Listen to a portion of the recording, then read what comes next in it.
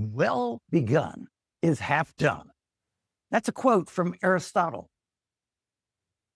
Bella Toastmasters, if that's true, then the way we start our speeches is very important. What I want to discuss tonight is how to be well begun. Now, I have 8 different ways to start a speech to share with you. And you just heard one of them. Starting a speech with a quote instantly adds credibility. Using words of a respected figure, whether it be Abraham Lincoln or Mother Teresa, or even a movie character, that signals thoughtfulness and preparation. But wait, it does more than that. It establishes the theme and emotion. And a good quote acts like a shortcut to emotion. Whether inspiring humor or thought-provoking, it sets the tone for your entire message. The right quote helps your audience feel like your speech, what it's about, even before you explain it. It invites reflection and curiosity. A strong quote makes people pause and think, what's that mean for me? Or how does this connect to his message? Well, that mental engagement helps hook your listeners from the very start and keeps them as you expand on it. Number 1, start with a powerful quote. Have you ever started a speech and realized halfway through it that no one seems to be listening? You're thinking back, aren't you? Well, I've had it happen to me. I look up and it's like everyone's looking down. They're not paying attention. But asking a question will get your audience engaged and pondering your question. Now, I'll remind you to pause after asking that question. You want to give them time to think about it. Personally, I'll go on my soapbox here. I think we overuse this technique a little too much in Toastmasters. And I want you to consider the other ways of capturing the audience's attention. But when you do use it, here's why it works. You grab the audience attention right away. It's like you take them off mental autopilot and it pulls them into active listening. It engages their mind, making them naturally want to answer that question. And it creates curiosity. Now, a well-crafted question builds suspense, and your audience wants to hear your answer. But when you use it, it turns that passive listener into an active participant within seconds. Technique number 2, start your speech with a question. A few years ago, I was asked to speak at a company meeting and no preparation. I didn't have any notes, but I did have a story. I started with a story that everyone in the room could relate to, and within seconds, I had their attention. But that experience taught me it matters how you start your speech, not so much how you continue your speech, because I was able to get the audience involved. Now, what you just heard was a story. A story like it was the night before Christmas and all through the house. Not a creature was stirring, not even a mouse. A story. Well, why start with a story? A story, especially a personal or relatable anecdote, taps into the audience's emotions and it humanizes the speaker. Stories reveal the speaker on their personal or experiences. It breaks down any barriers that might be there. It sets the scene, as you may well know.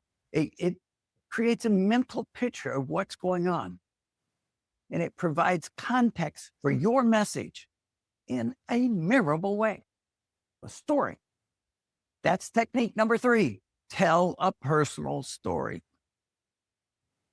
According to recent studies, the average human attention span is now shorter than that of a goldfish, which is about 8 seconds.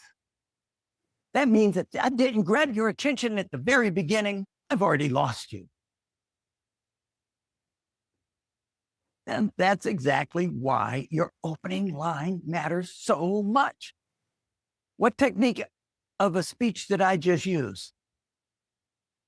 It was using a statistic or fact. And why does this technique work? Because it grabs your attention. You say something that's really surprising, and people go, "What, really? Holy mackerel." But it also establishes credibility. Facts or statistics signal that you've been doing your homework, and that builds trust. It also frames your topic very clearly. Just like in the story technique, it sets the speech's theme and it makes a more complex idea understandable. Technique number 4, use a surprising statistic or a fact. Imagine you're standing in the front of a room and it's very quiet. You can hear the air conditioner humming in the distance. Your palms are sweaty. And somewhere in the audience, someone's clicking a pen. And the Toastmaster of the day smiles at you and says, "Our next speaker is..." What I was just doing is painting a vivid picture of an event to help capture your attention. Well, you're asking, well, how does that work? Well, let me break out the colors of this painting. It activates the audience's imagination. When you describe a scene so clearly with sights and sounds and emotions or even smells, your audience's brains just light up as if they're actually there. It creates an emotional connection and evokes maybe feelings of excitement or nostalgia or fear. These are all emotions that make your speech memorable. It builds curiosity and builds suspense. It sets a tone in the mood instantly. The right imagery will tell your audience what kind of journey you're about to take them on. It could be inspirational, humorous, or even suspenseful or heartfelt. But you set the stage when you use technique number 5, painting a vivid picture. They say, whoever they are, you only have 30 seconds to grab your audience's attention. So if I messed up my opening today, you should all be on your cell phones right about now, and I'll understand. Now it's quiz time. What opening technique might that be? Well, yeah, might have to put your phone down to answer, but it's humor. Now, let me tell you why humor works. It breaks the tension. It makes you feel more approachable and confident. Many Toastmaster clubs use a joke master to set the mood, lightens the mood.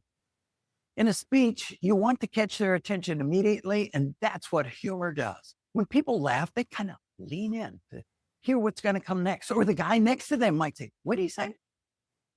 But it will set goodwill for the rest of your speech.